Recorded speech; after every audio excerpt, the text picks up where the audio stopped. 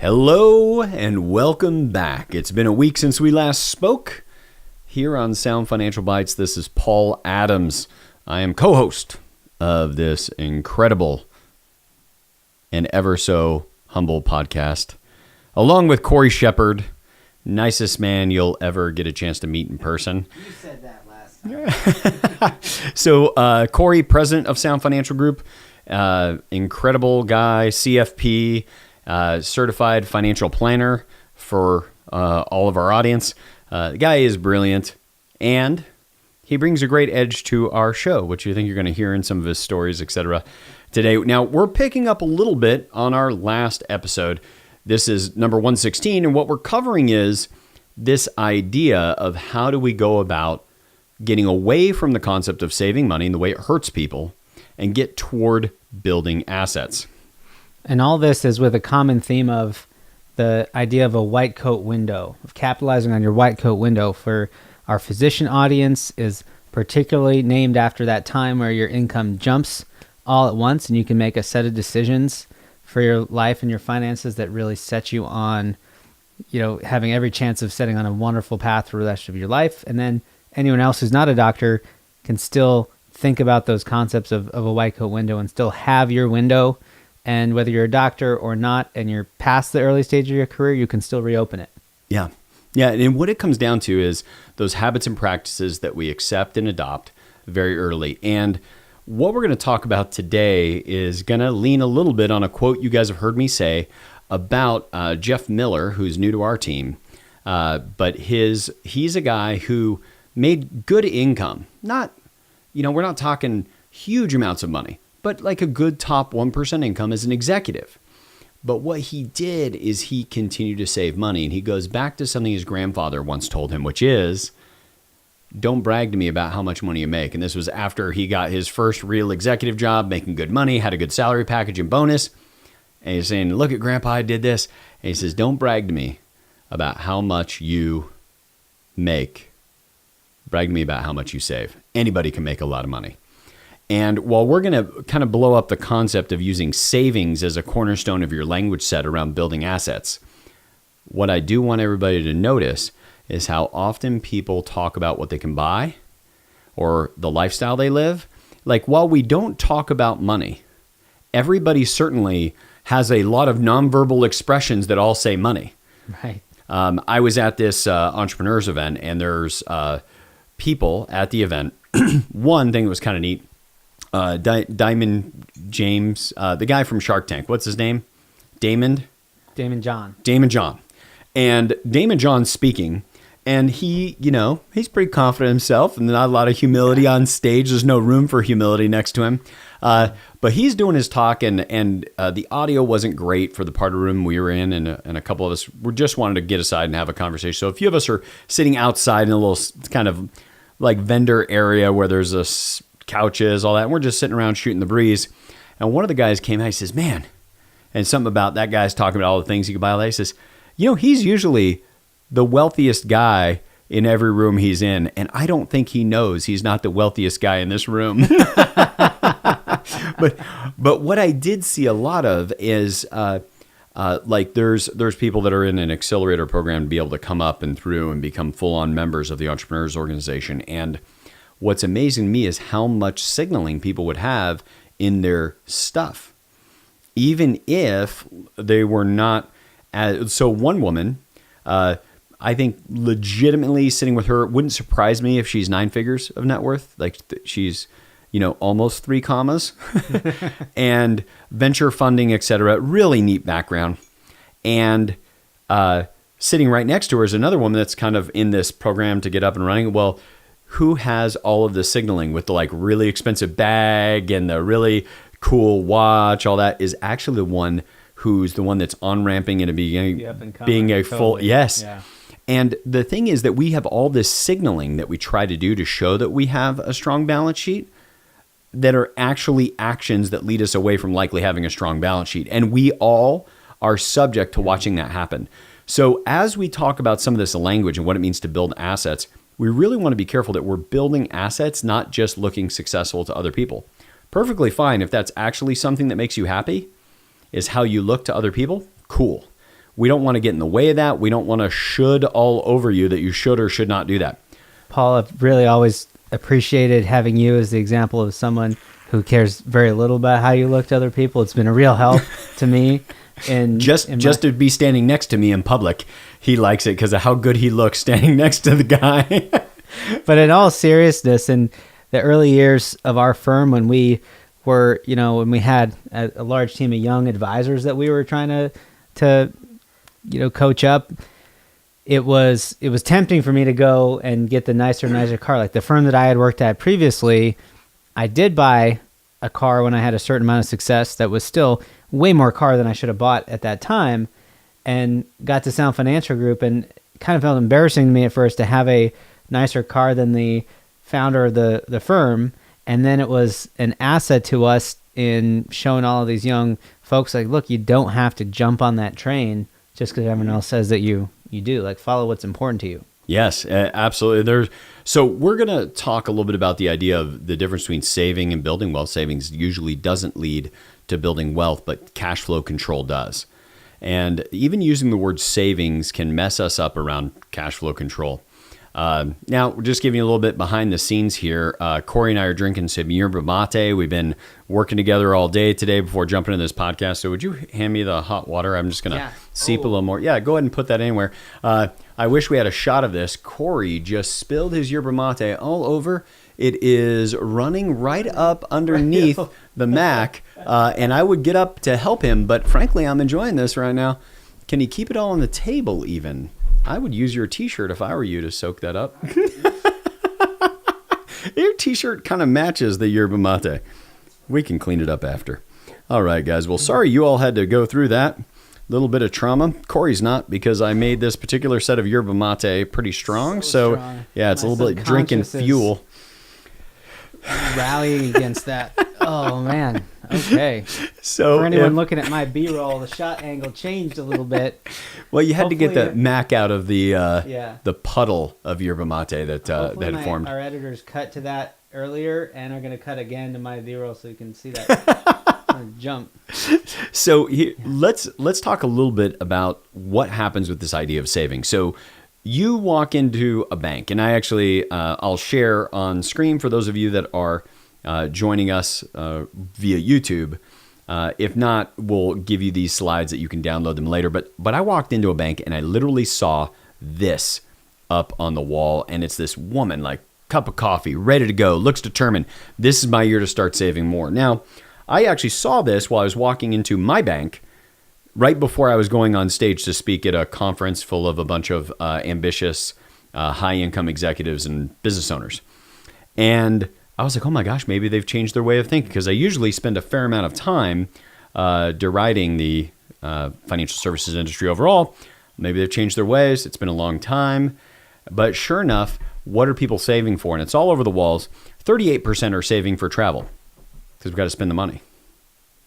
24% for a home, because I want to spend the money on a home. Now, here's the thing. When I get in front of a room full of people, if I say, what is it most people sometimes do with their savings, what do you think they tell me? Spend it. That's what every person that I've ever asked that question. They say, spend it. Some version of spend it. Well, we can see that right here on the wall of the bank, they had stuff like 56% are saving for an emergency, because they got to spend it on the emergency. 29% for a car, 23% for kids' education, 26% for home improvements. Now, I don't know exactly how these surveys are done, because that adds up to like 190% or something. Well, you're saving a little bit here, a little there. Yeah. But these are the respondents to the survey. Here's the thing we need to be aware of. Savings is anchored in our American psychology as something we go spend.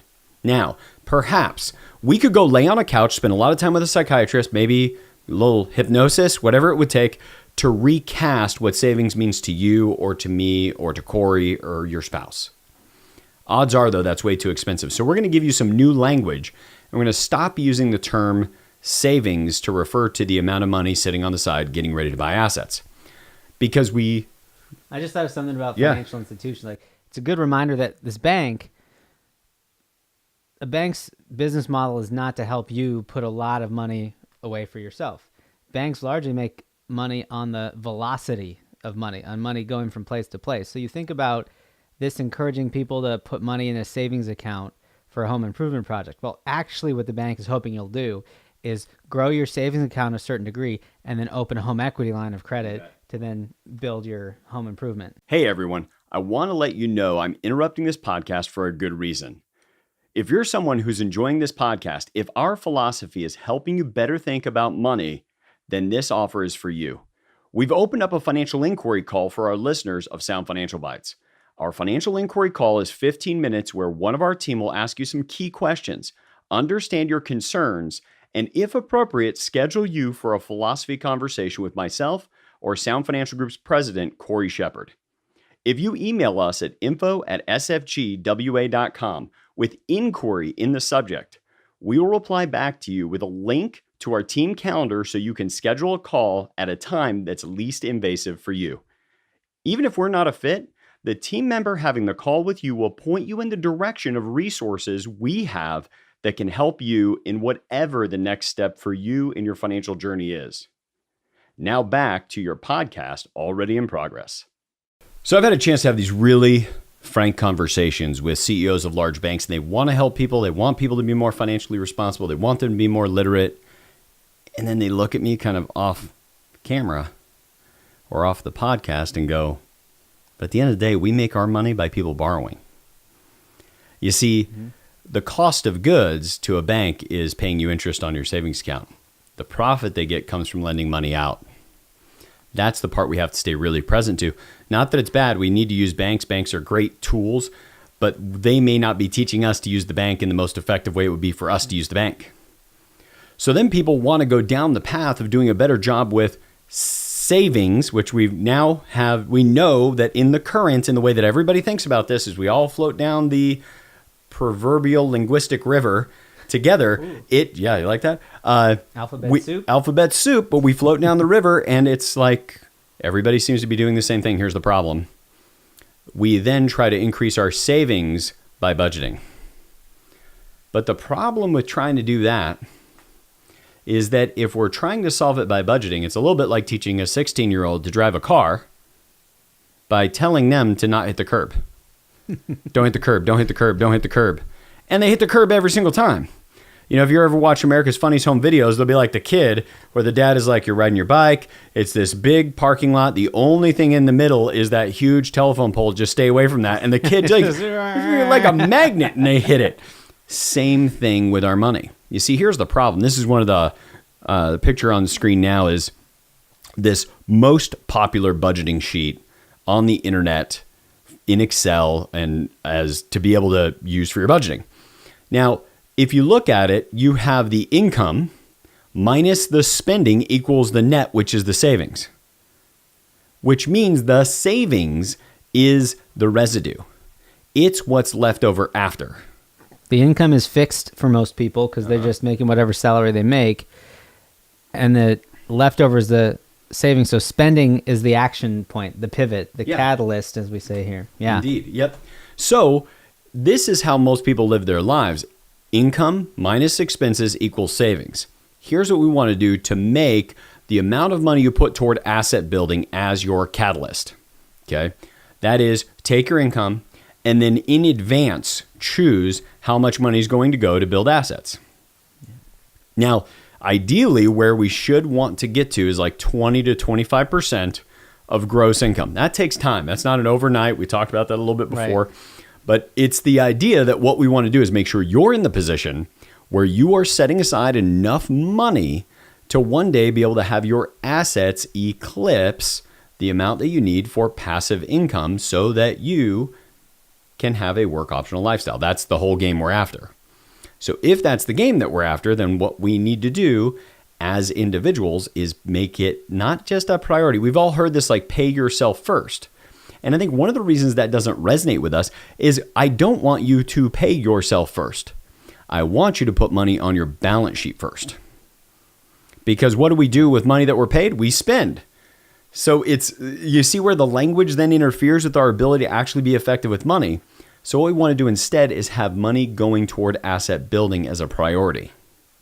And that's going to come right after income. So if you're somebody that gives consistently, say, to a church or a synagogue, something like that, then that comes before even what you put aside. That should be a first fruits commitment.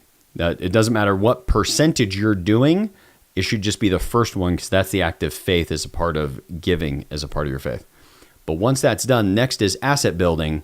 After that, you have your life fit into what is left. I would say pay yourself last in this case. Pay your future self first. Right, I was going to say your future. Well, yeah. And one thing I think a lot about is, think about one day we're all going to meet our old self.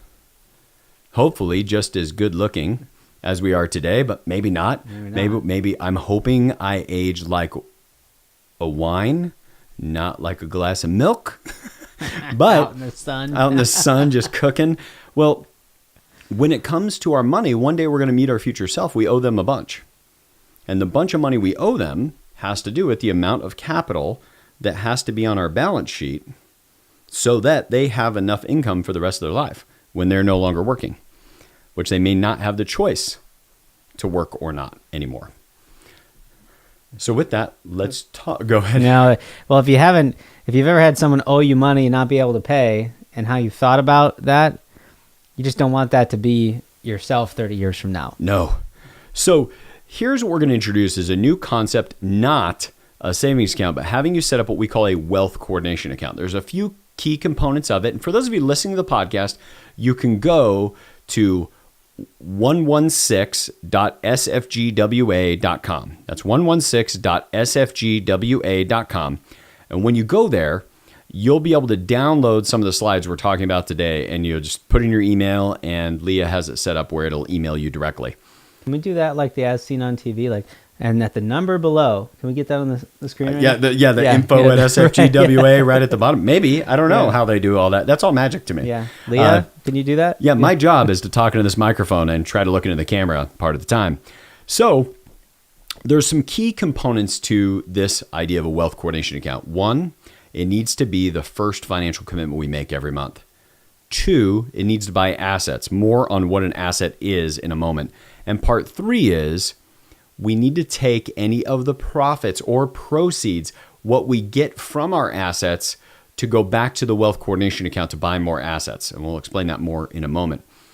Now, why does it need to be a checking account, Cory? What's important about it being a checking account? Well, I don't know. If I wanted to go buy a piece of investment real estate or buy a mutual fund, they're probably not going to accept an IOU. Yeah. Yep. You need to write a check. Yeah. Or like, here's my savings account statement. No, nope. Great. Sounds good. We need a check. Yeah, we need a check. So we know that if we're going to deploy money into other assets, it's going to require checks. So we should have our money positioned in an account that can do that. Because the job of the wealth coordination account is not to build up a ton of cash. There's different reasons for that. Like setting up and building up your savings should be in a savings account. Your regular household checking should be another account. This is a separate checking account that is your wealth coordination account.